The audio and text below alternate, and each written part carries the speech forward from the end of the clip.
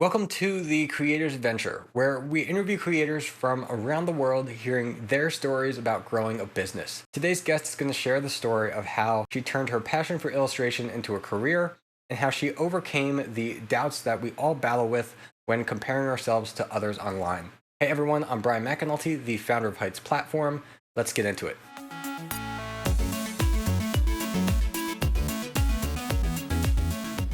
Hey everyone, we're here today with Karla Alcazar. She is a Mexican-born illustrator who likes to explore short narratives, limited color palettes, and character design. She graduated from Norwich University of the Arts in 2014 and has worked as a freelancer since. She's done editorial work for books and magazines and recently started teaching illustration basics online courses. She currently resides in Mexico and she is starting to expand her illustration practice by tapping into children's literature. Karla, welcome to the show. Hi, thank you. Thank you for having me, Brian. Sure. So my first question for you is, what would you say is the biggest thing that either you did or you are doing that has helped you to achieve the freedom to do what you enjoy? That's an interesting question because I think that I'm still working on it, and that is to include playfulness in whatever thing I'm doing or working on. I think that a lot of creative people, well, I think everyone's creative, but I think that people who work doing music or writing or painting, we're really hard on ourselves, and we have this really high expectations on how something should look like or sound like. And I think that really, well, it's a creativity killer, and I'm trying really hard to not have those expectations and just allow myself to loosen up, enjoy the process. I think that's really important without really thinking on what the outcome would be like. And it's tricky because if you're working for, let's say, for a publishing house, of course they expect a certain standard as well, but it's kind of finding the balance between having a high standard but also incorporating that playfulness. And it's harder than it sounds, but I think with practice it's kind of getting there. Cool. So can you share a story with us of how you started your career as an illustrator and like what inspired you to pursue this? Has it always been something that was like your dream that you knew like, okay, I want to be an illustrator, or not exactly? I always wanted to do something with, like the art related, but I really wasn't sure what an illustrator was. Because while I was growing up here in Mexico, when you're in school, like in elementary, primary school, you get these illustrated books, like with stories, and they're beautiful, or were beautiful. I'm not sure if they still do that. And I always wanted to do something like that. It's just like, I wish I could be doing this, like drawing and like, having this kind of cool job, but I wasn't sure how to get there. I thought it was, I don't know what I thought. I thought like maybe publishing houses, like editors do the drawings, and then I really wasn't sure. And while I was growing up, I always liked drawing and I always liked reading and like the combination of these two. But yeah, it was something that seemed not like a real job. It just seemed like something you do for fun. Like, I'm not entirely sure how to put it, but I thought like, yeah, no, like people do this for fun, or some really fortunate individual gets this kind of cool job, so it's not for me. No, I wanna pause for a second because I think you're really right, and I understand what you're describing. Like, I started my career as building a web design, graphic design studio. Like, we did print design for magazines and built websites and things like that. And I was always kind of a creative person, but like growing up, it was always like, well, how do like people do that? How does that connect to work and like business? And it was always a little bit mysterious of like, well, what are the people who do that for a job? What are they actually doing? So definitely, yeah, I can relate to that. It's so interesting, isn't it? Like, how is not like public knowledge that, yeah, if you like to do this, you can get money out of it. It's not like this, I don't know. It's so interesting.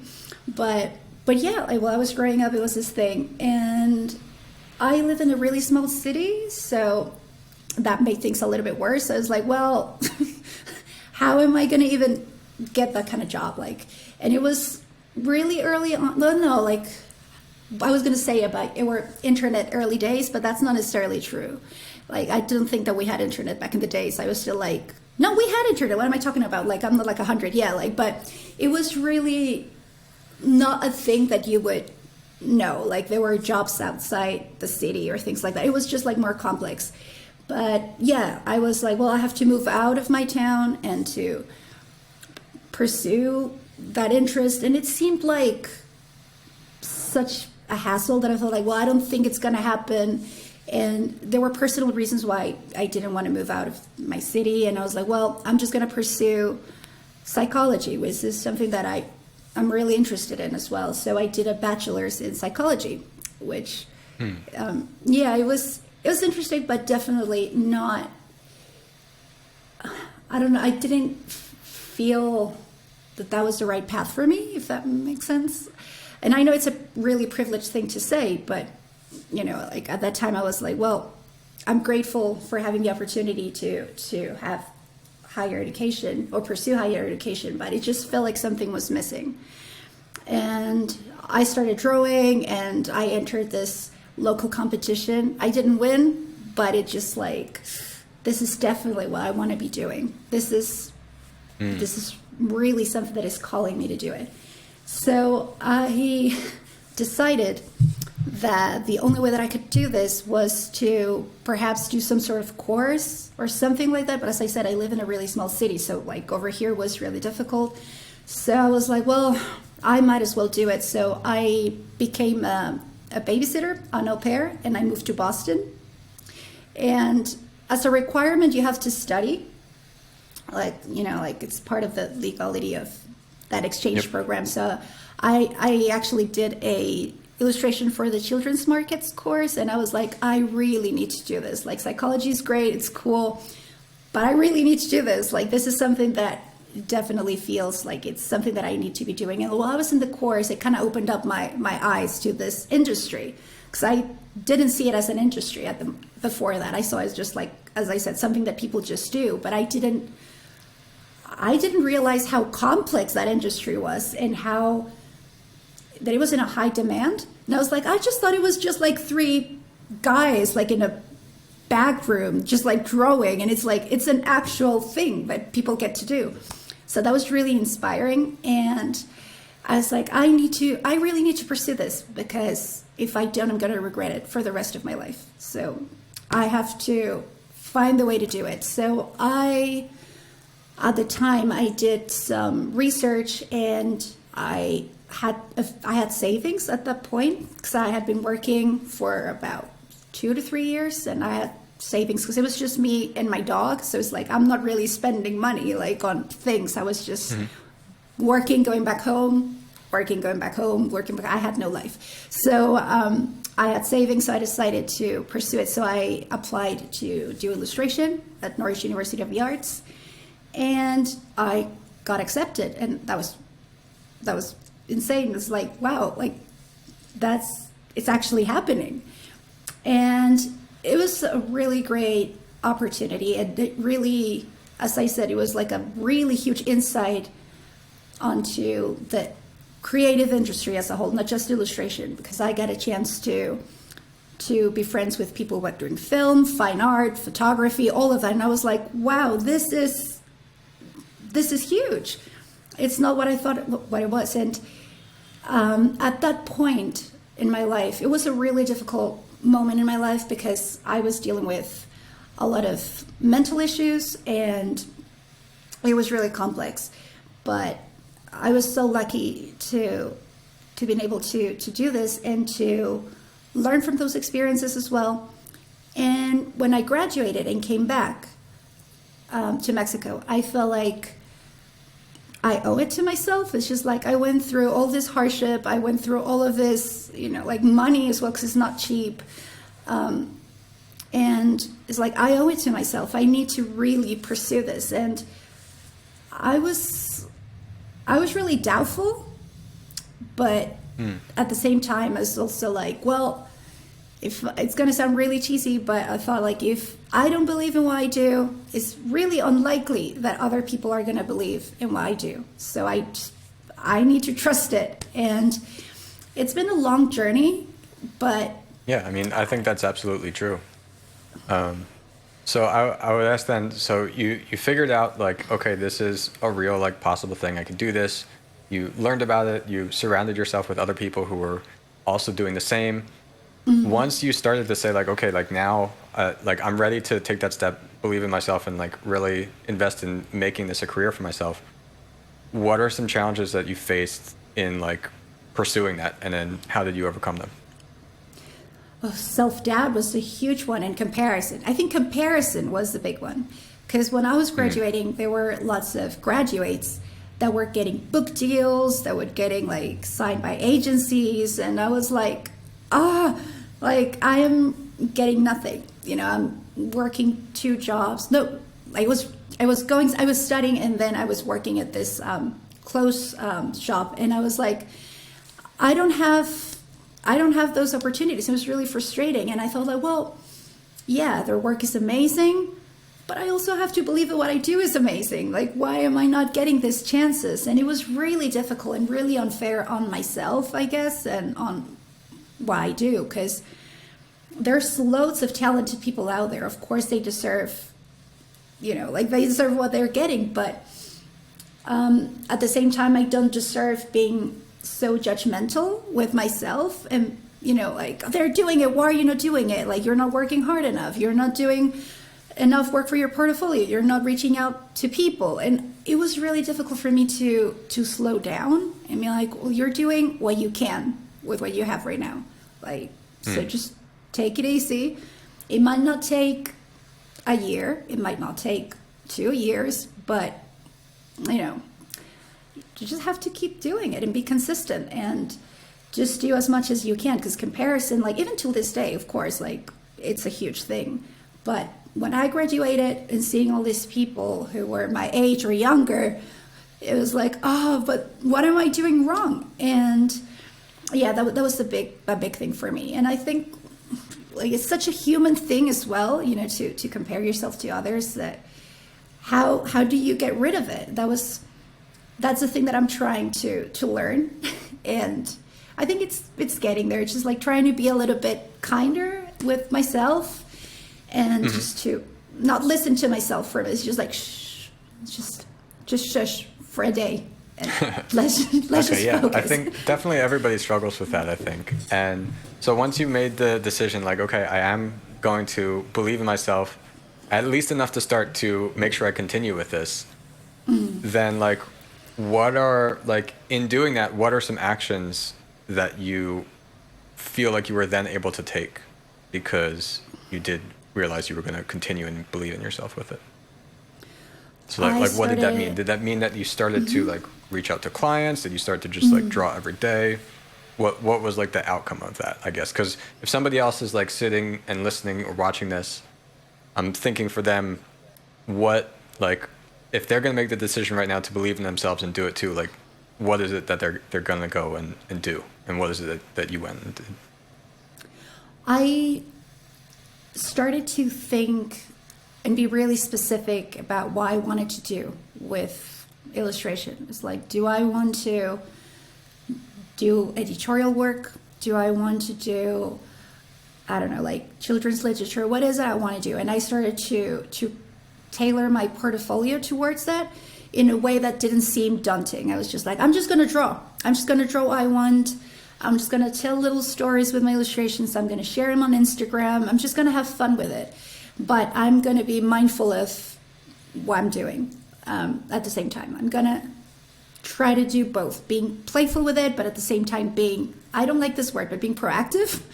So I started to do that and started to reach out to people. I remember that it was really hard because I am still shy, but I was really shy back in the day, and it was really difficult for me to ask for opportunities, or I just felt that I was bothering people. And I might have been bothering people, but like, I mean, that's not something that I get to decide. It's not like, so I was like, well, I might as well just reach out. And if they say no, well, that's fine. Like, I need to learn how to handle rejection as part of being an illustrator or a creative in any way, or human for that matter. So So yeah, I started to reach out to people, and luckily, I started to get opportunities, and I was like, this is actually fun. Like, I didn't expect it to be fun, and I kept drawing, and social media has played a huge role in that, because I got to meet lovely people who were illustrators or people who just liked what I do, and I feel really supported. Like, I found this community online that was really lovely, and that really encouraged me to keep sharing what I was doing and just to be faithful to what I wanted to do. It sounds really cheesy, but yeah, I think that was the big thing, the online community. Yeah, I think that's great and really important too. And I think for people who are not maybe posting enough on social media, or like they don't feel like they have that support and community yet, one of like the benefits of being consistent and actually going and doing that is then like that's how you can attract those people, and they can find you, and then like they'd want to support something like what you're doing. They just don't know you exist yet, so you just gotta keep doing it. So yeah, we had a look at your Instagram page and your illustrations, and could see that like your work centers around like the exploration of characters that are in these kind of like everyday situations. Can you tell us more about like the inspiration behind like your art and stories? Yeah, sure. I think that everything started like while I was studying back in England, because as I said, it was a really strange time for me mentally, and I was really introspective, more so than I am on a regular occasion. And I think that I wanted to express that introspection and those stories on a daily I don't know how to, no, daily situations, that some things happen and there's depth in everything. I don't know if that makes sense. And also, when I was growing up, I was really interested in magic realism and literature. So that's something that I really wanted to explore that as well. Like things that happen as, like just going to the grocery store or just cooking, but there's something behind that is so rich that you just I don't know, it's really magical for me. Just like the tiny situations in life are not that tiny. There's always interesting happening behind the scenes, and I'm really interested in that and how different people perceive that situation. Because I think, like one might seem cooking as like something that I have to do, and another person might interpret it as like, well, actually this is the way I express myself, and this is what I like doing. And it's really interesting, like the different narratives that one situation may have for different people. And I wanted to explore that, but also being really introspective about where I was going at the moment. So yeah, I think that inspired it. I used to treat my illustrations as like little like diary entries, and kind of like, just like a way to express myself, because I was not doing anything interesting at the moment. I was just going to school, I was going to work, but at the same time there was a lot happening behind the scenes. So that's something that I wanted to play with.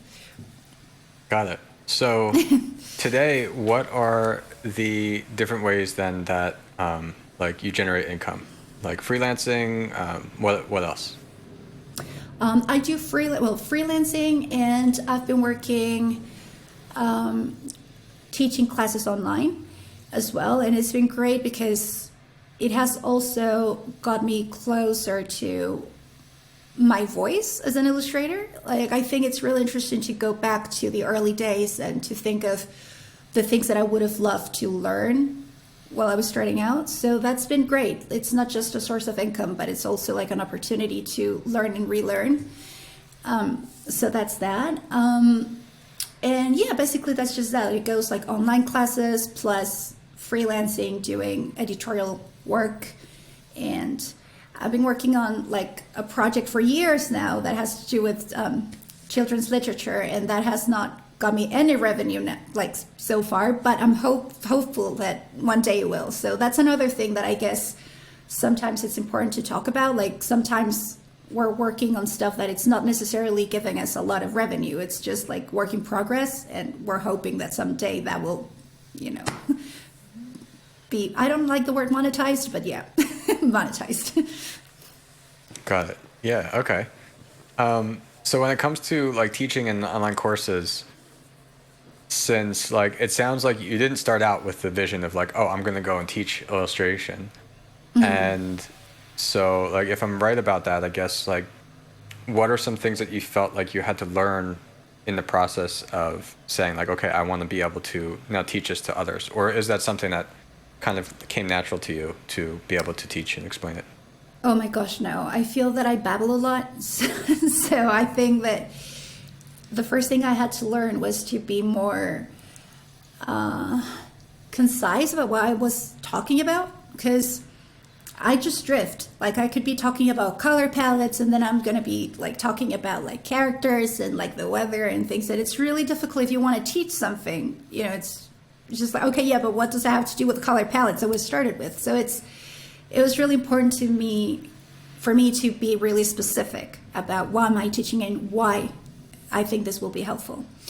Also, like, as I said, I was really camera shy. Like, so that was really hard for me because the editing, that was torture because I didn't like to see my face and hear my voice like constantly. It's just like, oh my gosh, like this is not cool. And like you would pick up on tiny little details, and perfectionism was a big thing to kind of, you know, tone down. But I think, yeah, just being more specific, that was something that I really had to learn. And just to think how the different ways people learn. You know, there's people who are visual learners, or people who just like to practice more, or people who like to listen to what other people are saying. So I'm trying to be more mindful of how different people absorb information. So that's something that I'm currently learning as well, and just trying to be mindful of, you know, everyone and how they learn, and also try to be more fun with my classes, because I think that that's something that I could try and do more of, because I love classes that are really practical, and I would like to incorporate that. So it's an ongoing learning process. So I hope that I get there. Well, yeah, again with the standards. It's been fun, so I'm just going to leave it like that. All right, sounds good. Well, I think you made some really great points. I think the point about like saying that you feel that you tend to just go off into these different subjects or keep talking about things, I think that many creators who want to teach something have to have similar considerations and realize that like when you have this thing that you want to teach, chances are like you're extremely passionate about it. And like as you're explaining it, it leads you to thinking all these other things that then you just want to talk about and share all the things you think about with it. And we have to remind ourselves like, okay, yes, but number one, like maybe the person I'm teaching, they're not quite there yet in terms of being like exactly as passionate as I am. And number two, like we have to first work towards like that goal of like, where are they trying to go from like point A to point B? And it is a different way of acting and talking, I guess, where instead of like, if you were just having a conversation with somebody and telling them about what you do and explaining the things, then you can go down that path and just go really deep into branching out into all these different things. But we all have to learn like, okay, when we're teaching, how can we make sure that we're condensing it into like, what does the person need to know right now? And that's something I had to practice and kind of learn myself as well. I think everybody does. Oh, totally. But as you said, it's just really difficult when you're so passionate about something. It's just, it's not impossible, but it's something that it has to constantly be practiced, because, oh man, like there's so much I could say about color theory, and I love all it has to do with that. But as you said, like maybe students or people watching, they don't need to know everything right now. Maybe they just need to know the specific things. So that's really interesting. Yeah. And I also think it's a great point about, for like many people, especially those who see themselves as more like on the creative side, are camera shy. And the thing that helped me with that was, so I was in a band in high school, playing music, things like that. Hated my voice, always hated my voice, of course. And once it came to the point of doing like videos and things like this, I already had just accepted that like, yes, I'm I'm not going to enjoy to like watch or listen to myself in particularly. And so like that's what it is. And I think for everybody out there who is struggling with something like that, just accept that like most people probably don't like to sit there and watch or listen to their own voice. And and just don't let that stop you. Just realize it is what it is. Totally. And also like we have to think that people may not really notice what you're noticing. Like they don't really care if you sound like high pitched or too excited, or they don't care. They just want to listen what you're saying because it's valuable. So, the rest is just, doesn't matter. So that's something that, as you said, is something that, well, I think that I'm still working on that, but I've been enjoying the process more and more because it's just like, people are not going to care if I have like this little like hair like flying around, or they're just not going to care if I sound whatever. They're just not going to notice. We are our hardest, critics. So it's just a matter of just... Everybody believes that they should be themselves, but everybody's afraid of doing it. And yes. The reality is that no one really cares if you're like, everybody else also would prefer you if you were yourself and not trying to pretend to be something else. And totally. No one really cares about the things that you think you care about. So the sad part about that is maybe you think people are all going to care about what you're doing, but really like the reality is a lot of what you do is probably more forgettable than you would even want it to be. Whereas like people have their own lives, there's things that happen. The chances of like them deeply thinking about, I heard Karla and Brian talking yesterday and they said something that was stupid. Like they're not going to be thinking about that over the long term. And exactly, so realizing that and then just being yourself is the best option. But it's a challenge, no doubt. Oh, totally. And at the end of the day, it's like really freeing, just like, I'm just going to just be myself. Because as you said, no one cares. No one's going to remember. Like, just imagine if in 2 years' time, someone will like, I remember that thing that someone said online. Like, no one cares. No one cares. Like, they're going to forget. And it's such an interesting thing how the internet has this little like magnifying glass on ourselves, but it doesn't exist. Like, it's just an illusion. Like, I don't know if that makes sense. In my head, makes sense. See, this is one of the things that maybe people are not going to remember because it's stupid. No, I understand what you're saying. We'll see about our audience, but I get. So, what advice would you give to other aspiring illustrators who are like just starting out in their careers? They enjoy like learning about what you're doing here. What advice would you give to somebody like that? Maybe they're going to hate me for what I'm about to say, but just keep drawing, because that's advice that everyone gives. But it's such an annoying advice. It's just like, keep drawing, but that's what I keep doing. It's just so frustrating. Yeah, but it's like consistency is at the end of the day what takes you places. And I don't mean like professionally. I just mean like within yourself. Like it's amazing. To see old drawings and see how much you have improved, or it's great. And it's something that actually makes you feel really good about yourself. So I think that's that. Just, I know that self-doubt is huge and comparison is huge, but just do your thing, and take your time if you need to. Don't pressure yourself too much, but at the same time, just keep on doing what you're doing. Like, it doesn't matter if one person sees it. Doesn't matter if like only your grandma sees it. Like, it doesn't matter. Like, you have to respect your work, if that makes sense, and what you're doing, and honor it, because it's amazing. Like, you have a unique voice like that no one has, because that's another thing that a lot of people ask me about, like my illustration style and all of that, but it's already there. You just have to keep nurturing it and feeding it with curiosity and with practice. Just keep doing it. It honestly, just focus on the little wins. If there's something that you love doing today and it worked, just focus on that and try to repeat it tomorrow, and then you'll discover more things that actually make you feel good about yourself and your work. Just keep on nurturing those, and I promise you that it's going to make you feel better. And it's frustrating, yeah, but just keep on drawing. It's going to feel good, like I promise.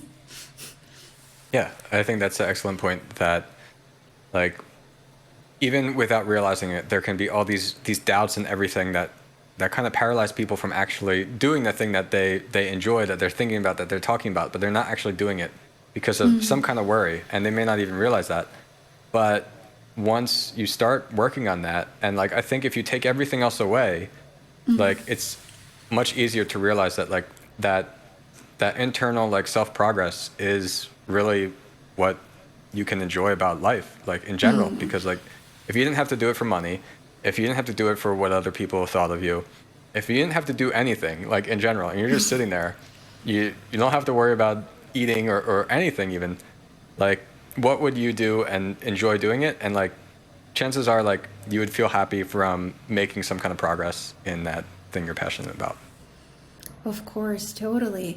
And I know like there's, as you said, like, well, if you didn't do it for money, and I know that there's the pressure of doing it for money, but it's so funny. Well, for me, how this worked is it was the things that I actually enjoyed doing that actually got me jobs. Like it's the things that I actually struggled doing, like, oh, I have to like do this. It actually didn't work out as I planned. So it was the playfulness and just doing the things that I actually felt that it was actually creating inner progress and inner happiness. Those are the things that at the end paid off. Yeah, that's great. I think that would be great for people to hear. So on this show, we like to have each of our guests ask a question to the audience. So if you could ask our audience anything, whether it's something like you want them to think about or something that you're just genuinely curious about, what would that be? Well, I love the thing that you said about the money thing. So I would like to ask the audience if there's something that, you know, like that you could do for the rest of your life without having to worry about the money, without having to worry about anything, what would it be? And what tiny steps can you take to get to that this week? Just a tiny thing. It doesn't have to be huge. It doesn't have to be like a 5-year plan to, you know, conquer the industry. It just have to be a tiny little thing. And if you're willing to try it for a week, just to see how you feel. Awesome. Yeah, that sounds great. All right. Well, Karla, before we get going, where else can people find you online? Right. So I'm on Instagram. My username is Karla_Alcazar_. And I'm on TikTok, the same, Karla_Alcazar_. And you can find me as well on Skillshare with Karla Alcazar. You can find me there. And on Twitter, I think I'm also Karla_Alcazar_. And Pinterest. I think that's my username everywhere, I think. So yeah, you can find me there. And yeah, hope to see you there. All right, awesome. Thanks so much. No, well, thank you for having me.